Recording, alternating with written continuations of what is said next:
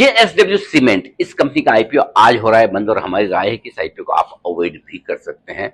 बहुत ही long term story है और ऐसे में आराम से लिस्टिंग के बाद आपको मौका मिलेगा, ये आप सोच समझ के तब पैसा लगा सकते हैं। दूसरा तरीका ये कि बजाय जेएसडब्ल्यू सीमेंट के आप ज्यादा बेहतर और पुराने बड़े लिस्टेड प्लेयर्स जैसे कि अल्ट्राटेक हो गया या फिर शी सीमेंट है, अंबुजा है, इनमें भी आप पैसा लगाने का ऑप्शन देख सकते हैं। वैसे कंपनी के बारे में कई सारे पॉजिटिव्स है और सबसे बड़ा पॉजिटिव है इनके प्रोमोटर्स का स्ट्रॉन्ग बैकग्राउंड और एक्सपीरियंस। जेएसडब्ल्यू ग्रुप की कंपनी जाहिर सी बात है कि स्ट्रॉन्ग प्रोमोटर बैकग्राउंड से आती है। सबसे तेजी से ग्रो करने वाली पिछले 5 सालों में ये सीमेंट कंपनी है और आगे भी चलते हुए अगले 2-3 साल में इनके एक्सपेंशन प्लान्स बड़े जबरदस्त हैं, जिनमें ये कैपेसिटी डबल करने का इरादा रखते हैं। रॉ मटेरियल इन्हें आसानी से मिलता है अपने ग्रुप की वजह से।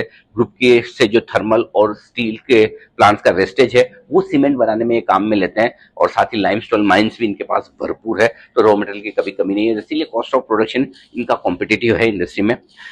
साथ ही कंपनी का फोकस है ग्रीन सॉल्यूशंस पे और सस्टेनेबिलिटी पर, यानी कि कम से कम पोल्यूशन की तरफ कंपनी करती है इरादा।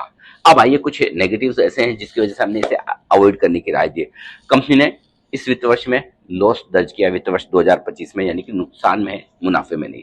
दूसरा, रेवेन्यू ग्रोथ 2024 के मुकाबले में 2025 में एकदम फ्लैट रही है। वहीं इबिटा और मार्जिन दोनों घटकर आते हुए दिखे हैं। इबिटा मार्जिन कंपनी के 13.5% के आसपास हैं, जबकि अल्ट्राटेक 22.5%, श्री सीमेंट 25%, यानी कि उससे काफी नीचे। एवरेज रियलाइजेशन जो कंपनी अपनी सीमेंट बेचती है वो 225 रुपए के दाम पर, जबकि इंडस्ट्री एवरेज कहीं ज्यादा 263, यानी कि प्राइसिंग पावर नहीं है कंपनी के पास।